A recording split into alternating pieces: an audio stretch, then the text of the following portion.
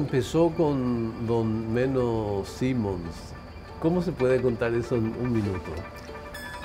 Esto es una buena pregunta. Bueno, de hecho comenzó un poco antes de Menno Simons, en Suiza, cuando entre los grandes movimientos de la reforma religiosa hubo gente que no estaba satisfecho y hizo un paso más radical, tratando de superar el formalismo religioso y poniendo en práctica algunas enseñanzas bíblicas en forma muy radical, como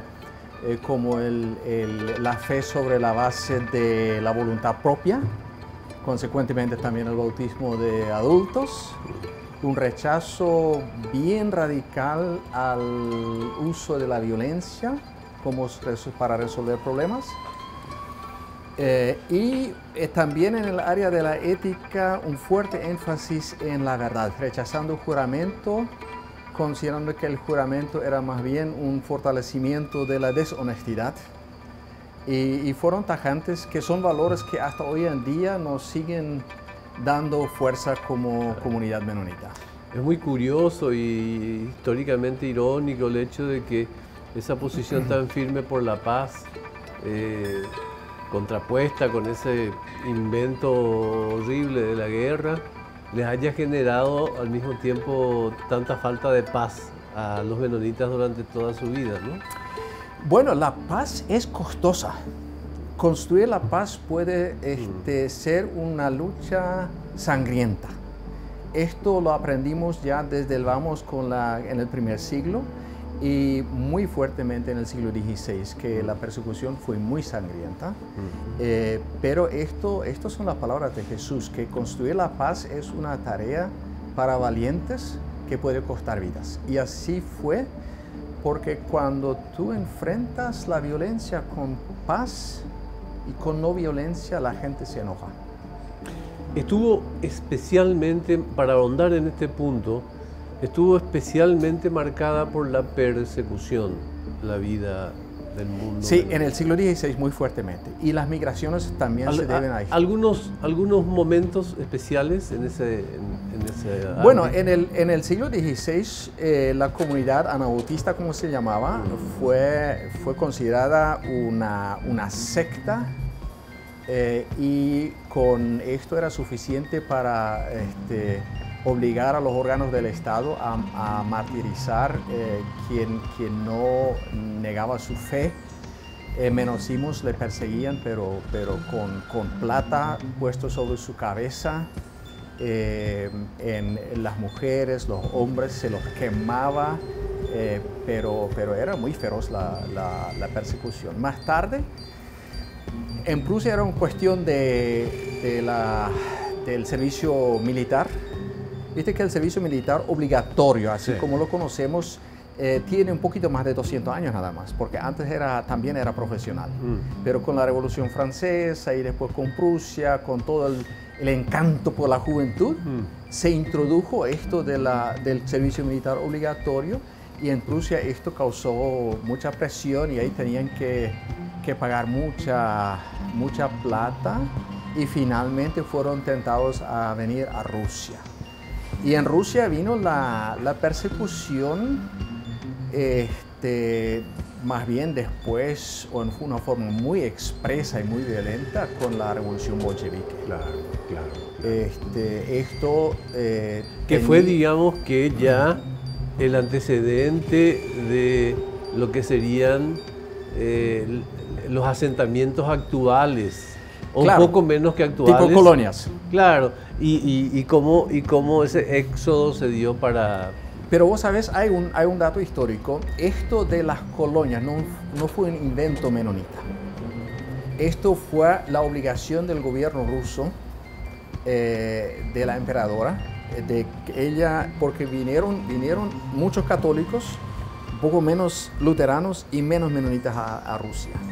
Y los asentaba en diferentes lugares, separados.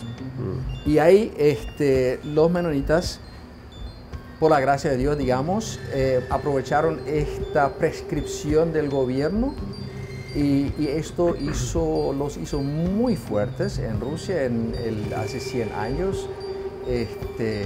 produjeron más del 50% de trigo y todos estos nutrientes para Rusia, fabricación de todas las herramientas para agrícola y todo eso, agricultura. Esto era parte de la vida menonita.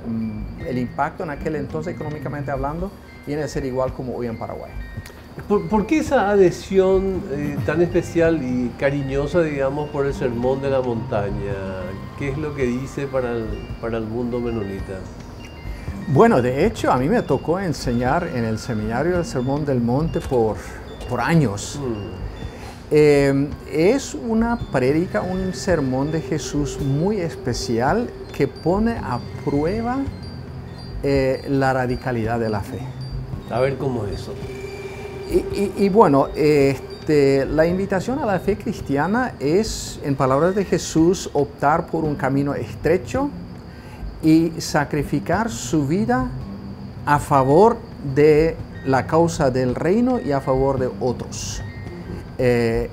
Independientemente si esto cause daños personales, intereses personales, etcétera, etcétera. Y es una invitación, como alguien lo ha llamado, ser militantes para un nuevo mundo. Y en ese sentido creemos que esto es un poco el manual de discipulado para el cristiano. Pero la historia, yo creo que la historia nos da la razón, la historia de la iglesia, porque se ha intentado de interpretar, pero de miles de maneras, el Sermón del Monte para tratar de hacerlo menos radical, ¿no? Claro. Usó varias veces la expresión radical. Transcurrido el tiempo, no hay dudas que los menonitas siguen siendo esa opción, por lo menos muy disciplinada del ejercicio de la fe, ¿verdad?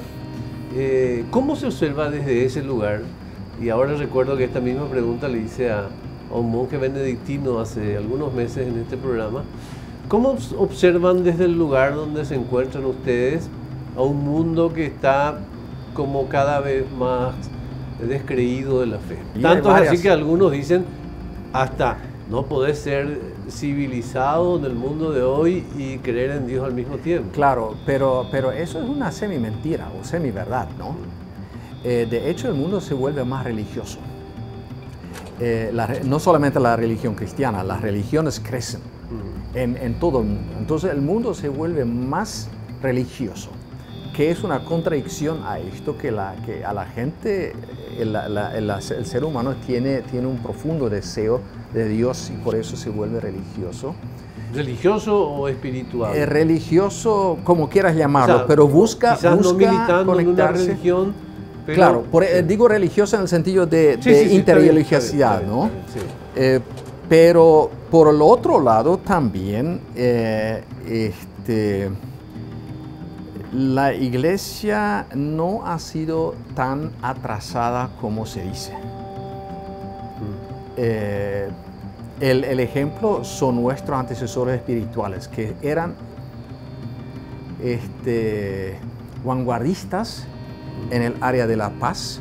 Hoy todo el mundo habla de la paz. Así mismo. Las naciones mismas, las Naciones Unidas, son un intento de establecer la paz. La Unión Europea es una manera de resolver conflictos en forma pacífica en vez de violenta. Entonces ellos ya en el siglo XVI, leyendo la Escritura, llegaron a eso. Dicho sea de paso, también hubo católicos muy pacifistas en la Edad Media, ¿no es cierto? Ellos fueron protagonistas en el área de la conciencia libre, de la objeción de conciencia, de la religiosidad voluntaria. Entonces, el mundo menonita fue realmente un reivindicador desde el principio. En ese sentido, yo diría que la fe es muy relevante, también hoy. ¿Cuándo es que se produce esa especie no esa especie, sino ese contacto entre el mundo menonita y el Paraguay? ¿Cuándo empieza esta historia? Bueno, empieza... ¿Y por qué? Porque creo que de los primeros contactos está por cumplirse 100 años en algún par de años más. Lo que voy a decir va a sonar un poco raro, pero los menonitas vienen con experiencia de negociar con gobiernos. A ver, ¿cómo Lo es eso? tenían que hacer desde Holanda. ¿Con experiencia o sin experiencia? Con experiencia de negociar y de buscar una salida. Y siempre tenían la óptica de contribuir al país, sin hablar de patriotismo, aunque esto es una linda palabra, pero esto siempre era parte de nuestra fe, si querés decirlo así, del Sermón del Monte, contribuir para el bienestar del otro. Entonces, en julio de 1921 se sanciona aquí en Paraguay la ley 514 que permite el ingreso de los menonitas con el ejercicio de su religión, la libertad religiosa, la liberación del servicio militar y este tipo. Pero esto se había negociado ya con México antes. O sea, en la década de los 20 entra en el suelo Latinoamérica por primera vez en la historia el debate a nivel político de la conciencia humana y de la libertad de conciencia. Esto es un tremendo aporte. Simplemente este debate ya es un aporte porque hoy lo tenemos en nuestra Constitución Nacional. Después está la bienvenida del presidente en el barco cuando llegaron los primeros. Naturalmente los menonitas tenían contacto con muchos pueblos también en su pasado, o sea, no era algo tan nuevo para ellos, la transculturalidad, pero viene de una manera muy especial durante la Guerra del Chaco, ¿no? Habrán sido días pero muy difíciles, aquellos de, no solamente por la Guerra del Chaco, sino por el sitio escogido, digamos, para el asentamiento de vuestros antepasados. Claro, pero esto, sí, donde no había presencia del gobierno, ¿no? Eso era parte de la problemática también de la guerra, ¿no? No había, esto ya pasó en Rusia, ¿no? Porque no había presencia allí, le faltaba gente para trabajar la tierra, por eso fueron invitados a Rusia. Sí. La misma cosa pasa aquí en Paraguay. Y por ausencia del gobierno, no hubo una cultura paraguaya dominante. Fíjate, cuando yo era un adolescente, creo que había 3 emisoras en español que llegaban al Chaco. Por onda media era ZP1, era Radio Moscú de Cuba, por onda corta, y era una HCJB de Quito, Ecuador, una emisora cristiana. De estos 3 me acuerdo que, porque nosotros estábamos inquietos, estábamos buscando y todo eso, ¿no? Claro. Pero más no había. No había diario español que alcanzaba. Entonces no había ni la oportunidad de estudiar español. Sí. Uno tenía que, mi suegro, por ejemplo, él se fue a Asunción para estudiar. Él es el primer menonita que consiguió la licenciatura en historia. Le costó su ciudadanía alemana porque esto ocurrió durante la Segunda Guerra Mundial, pero no había presencia de la cultura paraguaya. Entonces ahí hubo un encuentro entre menonitas y grupos indígenas sin una cultura dominante, digamos, del país, ¿no? Claro. Y esto ha tenido sus consecuencias, ¿no? Pero la guerra ha sido una experiencia muy interesante, puesto que el ejército paraguayo, los integrantes, eran personas muy disciplinados con respecto a los menonitas, muy correctos, hay testimonios de esto. ¿Venían con esa instrucción?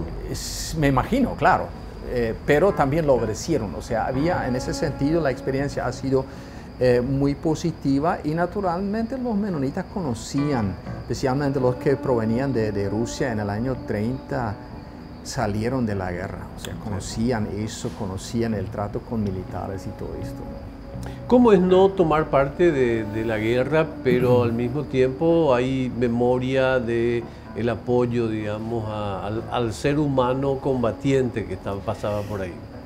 Bueno, esto es parte de lo mismo que la Cruz Roja, o sea, se inspira en la misericordia, se inspira en el amor al prójimo, y siempre los menonitas han buscado el bienestar también del soldado, para decirlo de alguna manera. mayormente cuando trabajaron como en el área de sanidad y de la medicina y todo esto, ellos también cuidaban el enemigo, que también es un ser humano, que hay que amar, pero y naturalmente también por su apoyo patriótico, digamos, ellos también, por ejemplo, en el Chaco dispusieron de sus cosas, claro. No sé, comida y todo esto para la gente, ¿no? Está a punto de cumplirse 100 años y la comunidad menonita sigue siendo en gran medida una comunidad desconocida para el mundo paraguayo, en gran medida, digo, pese a que hay figuras cada vez más presentes en el mundo burocrático, en el mundo deportivo, en la empresa, resaltantes, pero mucha gente se sigue preguntando, por ejemplo, ¿por qué tienen tractores en el Chaco y carros en la colonia Renfeld de San Ignacio?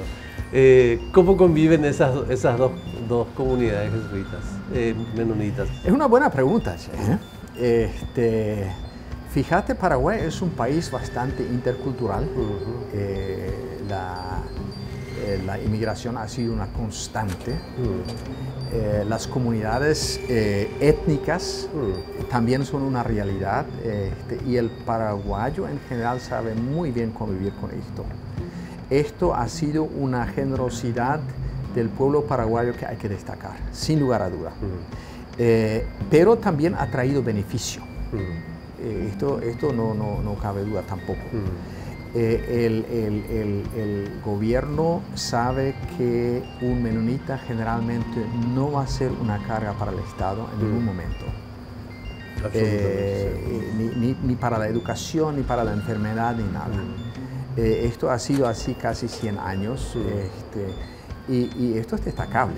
O sea, uno paga impuestos, muchos impuestos, y si vos conoces el Chaco y miras toda la red de caminos, la red eléctrica, es impresionante. Todo esto, el gobierno no puso ni un guaraní. A propósito de esa prosperidad, nadie puede decir, ah, no, estos menonitas nacieron en cuna de oro, empezaron con todo lo que querían, o lo que tenían todo para empezar, y esa es una gran ventaja para este análisis. ¿Por qué digamos, personas de carne y hueso, como el resto de los miembros de esta comunidad nacional, conectados a los mismos vínculos, probablemente mucho más aislados que otros, han logrado procesos de desarrollo que han sido mucho más significativos? Y esta no es una alabanza, digamos, sino una apetencia de mi parte de transmitir razones que sean pedagógicas para el resto del país. Esta es una pregunta del $1.000.000. Te voy a lanzar una, a ver si te gusta. No queremos ser racistas, entonces vamos a decir, no es por raza. Estamos de acuerdo, ¿no? Posiblemente diríamos es por cultura. Por ahí viene. Pero ¿de dónde surge la cultura? La cultura surge de lo más profundo del ser humano, de sus convicciones, ¿no es cierto? Y esto me hace volver al siglo XVI, a los inicios espirituales. Yo creo que la respuesta es la espiritualidad y la teología. Naturalmente enriquecida por la experiencia y enriquecida por la comunidad. Te doy un ejemplo. Al inicio dije que uno de los criterios centrales en el siglo XVI era la honestidad. Rechazar el juramento para garantizar que la palabra vale. Cuando la gente dice que el desarrollo en el Chaco es gracias al trabajo de los menonitas, yo diría el trabajo tal vez viene en segundo lugar, porque hay muchos que trabajan también, y más. Pero la honestidad tiene que ver con confiabilidad. ¿Qué pasa con un banco cuando pierde la confiabilidad y la confianza de la gente? Y vos te acordás muy bien cuando caía nuestro banco en Paraguay. Claro. Entonces, la confiabilidad se basa en la honestidad. Me imagino que también tienen los liderazgos más tradicionales, tienen también sus tribulaciones en relación a los desafíos del futuro de los jóvenes, las nuevas generaciones. Y las nuevas generaciones también es lógico que tengan ideas que pueden ser contrapuestas a las tradiciones. ¿Cómo manejan ustedes esos cambios? Bueno, como ya dije, se trabaja fuertemente en la comunicación, se trabaja fuertemente con una visión espiritual y esta visión espiritual... Perdón, comunicación, y es muy interesante porque esto es filosofía. Cuando dices comunicación no estás diciendo información, sino el hecho de que la comunidad esté interconectada a través de conceptos. Eso y que se celebra eso. Ah. Por ejemplo, cada colonia tiene su aniversario, donde se rememora la historia, los valores y todo eso. Yeah. Eso es parte de la vida y eso es como algo un poco sagrado, ¿no?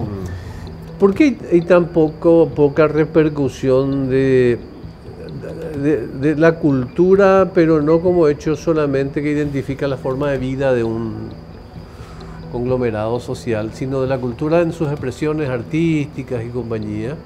Digo, ¿por qué se sabe tan poco de escritores menonitas, de poetas menonitas, de pintores menonitas? ¿Porque hay una expresión deprimida o porque vivimos mundos desconectados? El arte en general y todo el área de la escritura no es muy apreciado en Paraguay. O sea, es muy difícil vivir de esto. Esto hace que gran parte de esto se hace como hobby y todo esto. La actividad complementaria. Claro, pero hay la música es muy fuerte. Fíjate, los menonitas tenían la primera facultad de música, ni la nacional tenía la pintura, tal vez no tanto, aunque siempre ha habido pintores. La escritura se hace en gran parte en el idioma alemán. Claro. Esto también es un impedimento, digamos, para que se lo quizás conozca, una materia pendiente, ¿no? de futuro, sí. ¿no? Y naturalmente nuestra manera de todavía no habernos integrado en lo paraguayo hace que nos cuesta la reflexión sociológica desde esta perspectiva. Y más vale que seamos cautelosos porque de repente nosotros no somos la gente que entienda de la mejor manera la manera del ser paraguayo, ¿no? También la política criolla, digamos, como se suele llamarla. Entonces, en ese sentido hay poca producción literaria. Pero en términos de agricultura, de la naturaleza, de la economía y sobre todo de la historia menonita, de la fe, hay mucha producción literaria y mucha reflexión también. Por tanto, y finalmente, ¿usted cree que no hay una crisis de fe en términos de que la fe, digamos, sea de cara al futuro una especie en vías de extinción? No, para nada. Yo no soy pesimista, y mucho menos con la fe. Si fuese esto, no sería un creyente. Si yo creo en el Dios Todopoderoso, ¿por qué voy a ser pesimista? Si yo creo que en Jesús, que es mi Salvador y que Él gobierna, en medio de las dificultades no voy a ser pesimista. Pero sí me siento muy desafiado de traducir el mensaje, como vos dijiste, del Sermón del Monte a la vida actual, para que sea relevante para el hombre moderno, para la sociedad postmoderna, para los millennials, como queramos llamarlo, en la comunicación de hoy, en tiempo de pandemia, en tiempo de lo que sea, ¿no? Traducir este mensaje al tiempo de hoy para la gente de hoy, esto sí es un gran desafío. Aparte de ser una... Y si allí fallamos, sí, entonces sí vamos a tener problemas. Aparte de ser una bellísima pieza literaria, ¿no? Totalmente. El Sermón del Monte. Tengo un obsequio de nuestros patrocinantes, así que a la hora de pensar en el Chaco, si se trata de un momento nocturno para que no te duermas y puedas el exquisito café de nuestro patrocinante. Pero muchas gracias, lo voy a disfrutar. Muchas gracias. Muy amable.